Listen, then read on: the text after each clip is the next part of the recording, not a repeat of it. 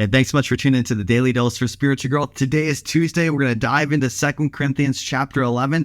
Before we dive into 2 Corinthians chapter 11, a few questions for us to think about and to ponder as we dive into this chapter. This will be the first few verses of this chapter. Is this: what are you passionate about?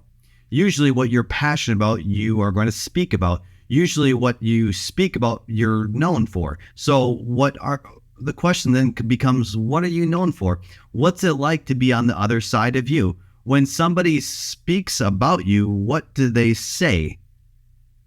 It's very interesting to ask yourself those introspective questions, because what you're passionate about and what you speak on is usually what your heart is full of. Because the Bible says that the abundance of the heart is where the mouth speaks out of. And so what Paul is describing here in 2 Corinthians chapter 11 is his passion for Jesus, and his passion for people to understand Jesus and only Jesus, not Jesus and, well, you can do a few other things. No, this is Jesus and that's it. That's the gospel of Jesus Christ, that he is the Son of God and that no other way to heaven is except through him.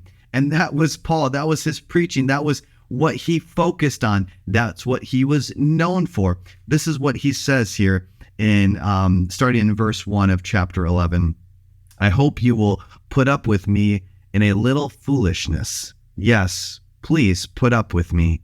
I am jealous for you with a godly jealousy. I promised to you one husband to Christ, so that I might present you as a pure virgin to him. What he's saying here is just this pure devotion to Christ.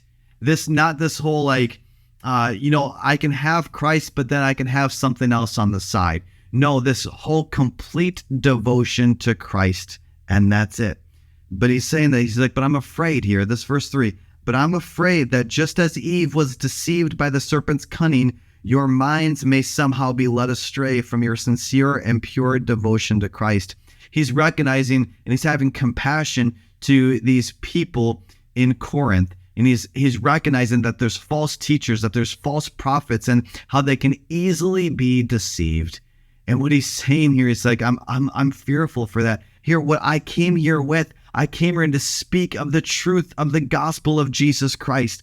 And now he's saying I'm fearful for that. So then in verse 4 he says, for if someone comes to you and preaches a Jesus other than Jesus we preached, or if you received a different spirit from the spirit you received, or a different gospel from the one you accepted, you put up with it easily enough. And what he's saying is, what are you standing for? What are you truly passionate about? Because if you're not willing to stand for something, the whole idea is that you'll fall for anything. And so what Paul is saying is hey, this might sound foolish, but what you need to do is you need to stand for Jesus, regardless of how that looks, regardless of what other people think of you. It's Jesus Christ only. And that was his passion. That's what he was known for. So something to think about, something to maybe talk to somebody else about. Maybe ask them some questions like this.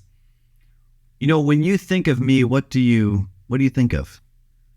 Now, this is a very vulnerable question, so be ready and I would strongly encourage you to choose somebody who knows you personally, who knows some of your heart, your passion, your drive, what you're striving for.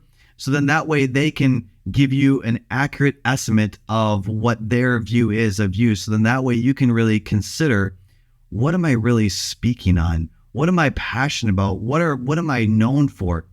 And may that be an encouragement, not a discouragement. Maybe it may sound like a discouragement depending on what the other person says to you, but allow that to be a motivation for you to shift and to change what you do or why you do what you do, so that way you can focus on Jesus and Jesus only. Stand firm in that, so that way we don't be easily deceived by the cunning ways of our enemy, Satan.